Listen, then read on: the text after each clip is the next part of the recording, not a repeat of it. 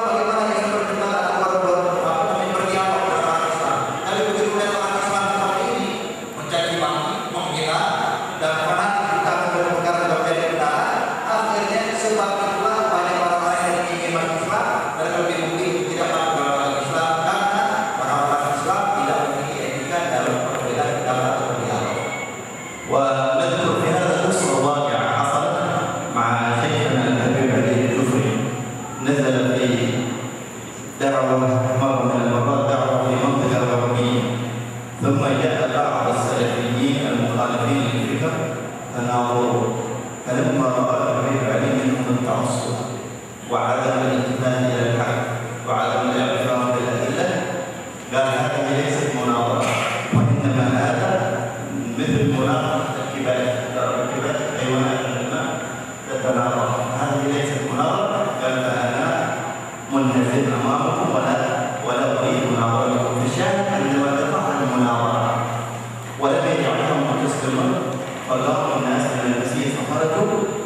إنسان شائع فشكر الحبيب عليه قال جزاك الله خير عندما نهيت هذا الحوار غير صحيح. قال قد حصلت مناظرة من قبل وارتفعت الأصوات حتى حصل هناك تخاصم بينهم البين في المسجد فلم ينفكوا بينهم البين حتى جاءت الشرطة ودخل الجنود بأحذيتهم إلى المسجد. فلما نبهناهم قالوا لو احترمتم أنتم دينكم لاحترمنا مساجدكم وهذه دورة غير مسلمة. لو أنتم احترمتم دينكم وقمتم بالأخلاق بينكم لاحترمنا نحن نساءكم ومساجدكم لكن أنتم احترمتم دينكم. Dan saya akan bawakan kisah kejadian yang ada sekali yang dialami oleh guru kita Nabi Ali Al-Juhri. Beliau pernah cerita, bilang saya pernah masuk ke daerah yang mana kawasan itu ada daerah non-Muslim, tapi ada beberapa orang Islam di dalamnya. Saya pernah diundang untuk berdialog akan suatu perkara. Kebetulan di daerah itu banyak orang yang paham iman dari mana Islam jamaah. Mereka bukan kafir atau musyrik atau yang lainnya. Saya diajak berdialog. Saya ikuti, saya datangi mereka di dalam masjid. Ketika mulai dialog, saya lihat keadaan orang-orang tersebut lalu bicara kayaknya orang-orang mungkin para benar mereka menolak benar, tidak percaya akan yang saya sampaikan. Saya bawakan dulu mereka menolak, tidak baik. Maka saya mengikuti, ini bukan dialog.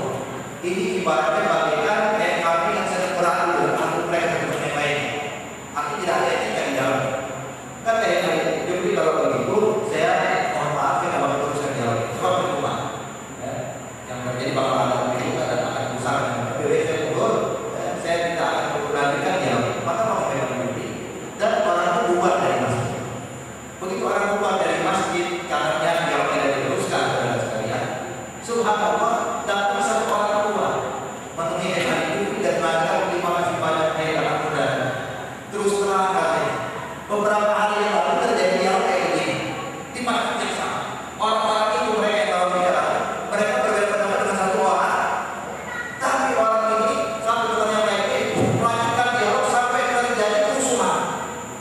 Angkat suara teriak sampai terjadi perkelahian di dalam masjid dan tidak ada yang memisahkan mereka, melainkan datang prajurit atau serdadu yang non-Muslim masuk ke dalam masjid untuk memisahkan mereka.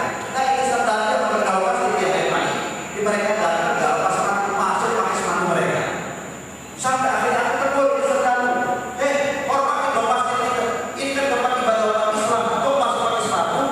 Serdadu ini dengan enteng menjawab, bapak terus terang, kalau kalian bisa menghargai hati kalian, kalian pun akan menghargai hati kalian. Kalian berantem dalam masjid tempat yang suci yang kalian berangkat bermusuhan, maka kalian sendiri tidak bisa melihat masjid kalian. Bagaimana kalau kita akan menghormati masjid kalian? Yang di sini sekalian ini terjadi gara-gara tidak adanya etika dalam berdialog. تصحيح المعلومة قال لو احترمتم أنتم دينكم مساجدكم لما احتجنا المجيء إليكم. يعني لو احترمتم أنتم مساجدكم قالوا لما احتجنا المجيء إليكم. Ini sebenarnya orang-orang Islam kalau kalian bisa menghormati tempat ibadah kalian kalian, kami tidak bakal ada di sini. Tapi berhubung kalian bisa menghormati tempat kalian, kami tidak akan kembali. Arti kalian sendiri juga tidak bisa menghargai tempat ibadah kalian. Jangan salahkan kami dari tempat sepatu kami. الشاهد والحوار المنقود هذا الذي تقدم معه كله بشروطه والأول الذي تقدم الكلام معه. فالشاهد الخلاف هذا شيء طبيعي وهناك صور حصلت حتى بين الصحابة. سيدنا ابن عباس اختلف مع سيدنا عمر بن الخطاب وكان كل واحد يحترم الآخر. وكذلك سيدنا ابن عباس اختلف مع سيدنا زيد بن ثابت اختلف معه اختلاف شديد حتى يقول سيدنا ابن عباس لو أراد لزيد أن أباهله لباهلته. فالشاهد وكان الكل عندما جاء سيدنا زيد مر وهو راكب على الدابة أخذ سيدنا ابن عباس الحطام الدافع عن سيدنا زيد مع أنه أراد أن يباهله. قال دعها يا ابن عم رسول الله. قال هكذا أمرنا أن نفعل بعلمائنا. فقالوا نرد يده. فلما نرد يده سيدنا ابن عباس أخذ سيدنا زيد وقبلها. قال هكذا أمرنا أن نفعل بأهل بيت رسول الله صلى الله عليه وسلم مع اختلافنا وطلب المباهلة إلا فوقات كل يحترم الآخر لأن كان الاختلاف على حق والحوار كان صحيح. Jadi kesimpulan yang sedang kita membahas pada saat ini Kita tahu bahwa dialog itu ada dua macam. Ada dialog yang terpuji, sebagaimana kita disebutkan sahabat-sahabat berbeda pendapat dan lain-lainnya dengan bijaksana. Yang pertama poin-poin utama dalam berdialog dan disampaikan. Ada dialog yang tercela, sebagaimana dari 8 syarat yang terdapat dalam dalam dialog. Jadi intinya ketahui bahwa perbedaan pendapat itu adalah perkara yang biasa, tabi'i, sesuatu yang sepatutnya yang boleh dijadikan normal pada kita semuanya. Jadi tinggal kita pilih, jangan sampai kita ini terjerumus kepada perbedaan pendapat yang membawa kerusakan atau menyimpang dari yang diajarkan oleh Allah Subhanahu wa Ta'ala.